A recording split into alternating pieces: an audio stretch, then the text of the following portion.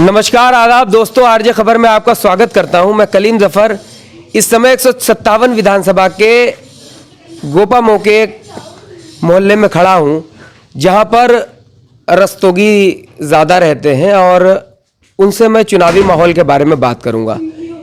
एक और शख्स हमारे साथ जुड़ेंगे जो इस समय सोशल मीडिया पे काफ़ी मशहूर है और नई सोच के आगे बढ़ाने का प्रयास कर रहे हैं, और वो बात करते हैं पार्टी विशेष की नहीं, कैंडिडेट की बात करते हैं। जहां देखिए पार्टी की बात होती है, आप वीडियोस में देख रहे हैं, लेकिन वो बात करते हैं कि कैंडिडेट अच्छा चुनना चाहिए, वो किसी पार्टी का हो। तो इसीलिए मैं उनसे ही बात करने आया हूं। बाकी बहुत से लोग भी यहाँ पर जुड़े हैं, मैं उनसे भी बात करूंगा। सबसे पहले ही मैं अजय रस्तोगी से जुड़ता हूँ, आइए बात करता हूँ। अजय जी, आप लगातार सोशल मीडिया पे बात करते आए हैं और आपकी बातों से ही हम यहाँ पर आए हुए बात करने के लिए। आप एक पार्टी की नहीं बात करते हैं, लेकिन किसी कैंडिडेट की बात करते हैं। आप कहते हैं कि कैंडिडेट को सपोर्ट करना चाहिए, क्योंकि कैंडिडेट ही विकास कर सकता है, पार्टी विशेष की बात बहुत दूर की रहती। तो आप क्या कहना चाहते हैं, बताइए। हम ये कहना चाहते हैं, हमारा कस्बा गोपामो कहने को तो विधानसभा क्षेत्र है, लेकिन गोपामो में कोई सरकारी सुविधाएं ऐसी नहीं है जिसके लिए गोपामो के व्यक्ति को या गोपामो के क्षेत्र के व्यक्ति को बाहर न जाना पड़ता हो। अच्छा। जैसे कि आप मूल समस्या है थाने की। अच्छा। चौकी में रिपोर्ट नहीं लिखी जाती है, हमको कोई समस्या होती है तो हम नगर पंचायत में रहते हैं, हमको अफसोस है, हम नगर पंचायत में रहते हैं, हमें जाना पड़ता है ग्राम पंचायत कड़ियामा में। अच्छा। आज तक किसी प्रतिनिधि ने इस पर गौर नहीं किया। अच्छा। यही ब्लॉक की समस्या ले लो, आसपास जितने किसान भाई हैं हमारे, या किसी को ब्लॉक पर काम होता है तो वह यहाँ से 17 किलोमीटर हरियाणा जाता है साइकिल से, पिहानी होके जाएगा तो और भी ज्यादा पड़ेगा। अच्छा। ये कोई भी हमारे क्षेत्र के प्रतिनिधि ने कभी संज्ञान में नहीं लिया, और हम इसके लिए प्रतिनिधि को कम जिम्मेदार, अपने भाइयों को ज्यादा जिम्मेदार ठहराते हैं कि कभी भी उन्होंने ये सोचा ही नहीं कि हमारे वोट का कुछ मूल्य है और हम कुछ करवा सकते हैं। अच्छा। अपने प्रतिनिधियों से अपनी बात कह सकते हैं। पर्सनली काम लेने के लिए आदमी पहुंच जाता है, बस दुआ सलाम हो जाती है, चाय पी के चला आता है, बस वोट दे देता है। अच्छा। हमारा कहना सभी बुद्धिजीवियों से है कि वोट करें, प्रत्याशी से काम लें, वो हमारा नौकर है। 5 साल के लिए हमने उसको चुना है कि हमारा प्रतिनिधित्व करेगा, और वो हमारी आज इलेक्शन में वो हमारी सुनता है। उसके बाद हम उसके यहाँ जाते हैं, अजय रस्तोगी आए गोपामो से मिलना चाहते हैं, कह दो अभी नहीं है, विधायक जी बाहर गए हैं। अच्छा। या चेयरमैन साहब घर पे नहीं है। हाँ। ऐसा हमको सुनना पड़ता है। इसमें कमी उनकी नहीं है, सिर्फ हमारी है। अच्छा, समाज की कमी है। हाँ, हमारे समाज की कमी है। हम जब साथ मिलकर चलेंगे, हम किसी को अपनी समस्याओं को अवगत करा के चलेंगे, हम आपको सपोर्ट करेंगे, लेकिन हमारी ये समस्या सॉल्व होनी चाहिए। तो वो उसको और सोचेगा कि अगली बार हम वोट मांगने जाएंगे वहाँ, तो हमारे सामने वो 5 साल पीछे जो समस्या बताई गई थी वो आज भी आ जाएगी। अच्छा। तो वो रूबरू होने से थोड़ा डरेगा। अच्छा। हम चाहते हैं कि हमको वोट तो करना ही है, जो अगर हमें प्रत्याशी नहीं पसंद है तो हम नोटा सपोर्ट करेंगे, लेकिन हमें अपना विकास चाहिए। अच्छा। हमें अपने क्षेत्र का विकास चाहिए, पर्सनली विकास हमें कुछ नहीं चाहिए। हमें अपने क्षेत्र, अपने भाइयों का विकास चाहिए। जैसे बड़ी बाजार गोपामो का सबसे रॉयल मोहल्ला था, आज से 10 साल पीछे जाएंगे, बड़ी बाजार सुनहरा भविष्य रहा है। आज बड़ी बाजार में बाजार के नाम पर कुछ भी नहीं रह गया है। अच्छा। बस अड्डे बजरिया डेवलप कर गए हैं, लेकिन यहाँ पर जो है बाजार के दिन 4 आदमी दिखते हैं, बाकी नहीं दिखते हैं, पिछड़ता जा रहा है, बराबर पिछड़ रहा है। और इधर कोई प्रतिनिधि ध्यान नहीं दे रहा है, गोपामो का लोकल प्रतिनिधि ध्यान नहीं दे रहा है। हम चाहते हैं कि जो सब्जी मंडी थोक की बस अड्डे पे है, कोई प्रतिनिधि ये नहीं चाहता है कि वो सब्जी मंडी बाजार चली जाए, जहां जगह खाली पड़ी रहती है, जहां पर कोई जाम की समस्या नहीं होगी, इधर कोई ध्यान ही नहीं देता है।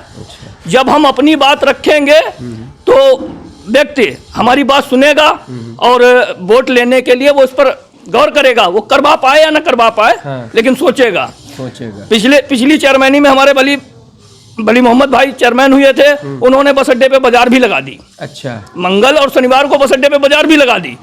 तो हमारी बड़ी बाजार का वजूद बिल्कुल खो गया था। अच्छा। इस बार लॉकडाउन की और कोविड के चलते हुए बाजार वहाँ की बंद हो गई, तो थोड़ा बहुत हमें आदमी दिख जाता है अपने मोहल्ले में, नहीं तो वो भी नहीं दिखता मतलब था। आपका ये कहना है कि यहाँ पे बड़ी बाजार की बराबर उपेक्षा की जा रही है हमारे लोकल प्रतिनिधियों की तरफ से। अच्छा। हमारे मोहल्ले बड़ी बाजार की बहुत उपेक्षा की जा रही है अच्छा। लोकल प्रतिनिधियों के। ये हम आपके चैनल के माध्यम से कलीम भाई ये संदेश देना चाहते हैं अपने कस्बा के प्रतिनिधियों को जो चेयरमैनी इलेक्शन लड़ना चाहते हैं या सभासद बनना चाहते हैं, उन्हें अपने बाजार को ध्यान में रखते हुए बड़ी बाजार का वोट देना चाहिए। बड़ी बाजार की जनता से भी अपील करते हैं अपनी समस्याओं को बताते हुए अपने प्रतिनिधि को चुनाव करें।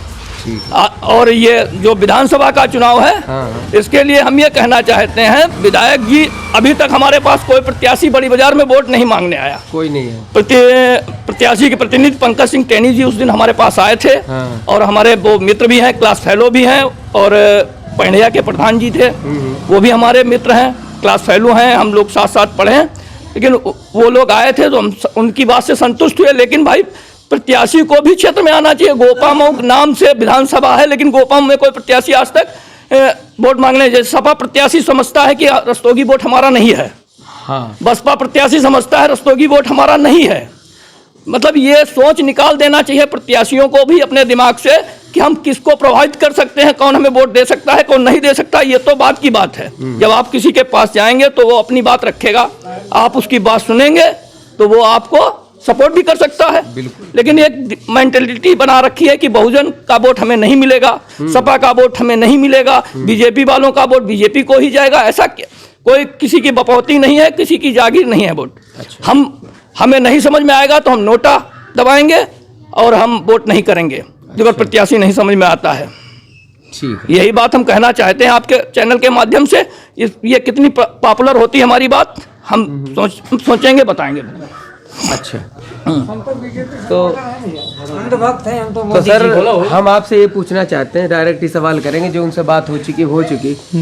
तो इस बार 157 विधानसभा में प्रत्याशी को आप चुनेंगे या पार्टी को? हम पार्टी को चुनेंगे। पार्टी को चुनेंगे। प्रत्याशी से हमारा कोई लेना देना नहीं है। हम जो है मोदी योगी भक्त हैं। आप मोदी योगी भक्त हैं। भक्त हैं। आप कोई भी कैंडिडेट अगर हमें टिकट मिल जाए तो हमें वोट देंगे? कौवा यहाँ पे खड़ा हो जाएगा, कुत्ता यहाँ पे बीजेपी के नाम से खड़ा हो जाएगा, मिल जाए बीजेपी तो आपको देंगे। अच्छा, वोट देंगे? हाँ, जरूर देंगे। ठीक है, आइए हम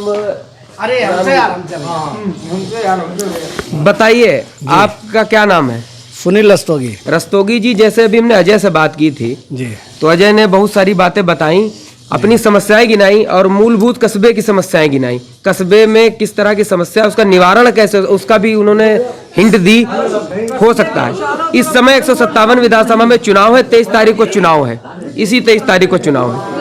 उन्होंने कहा कि हम किसी कैंडिडेट को ही वोट करेंगे जो कैंडिडेट अच्छा होगा, हम किसी पार्टी विशेष को वोट नहीं करें, वरना हम नोटा दबाएंगे। ठीक है, आपकी क्या सोच कहती है 157 विधानसभा में इस समय क्या माहौल है और क्या लगता है आपको इस बार? जो प्रत्याशी राष्ट्रहित में कार्य कर रहा है, हाँ, वोट उसी को जाना चाहिए, हमारा और आपका सबका। ठीक है, ठीक है। और जो स्वयं के स्वार्थ पर सिद्ध कर रहा है अपने वोट को, वो प्रत्याशी के लायक ही व्यक्ति नहीं है, वो किसी पार्टी का हो। किसी पार्टी का। जी।